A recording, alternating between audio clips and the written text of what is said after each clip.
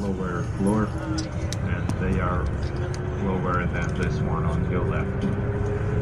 And then this one on your left, it's a little bit elder than it should be.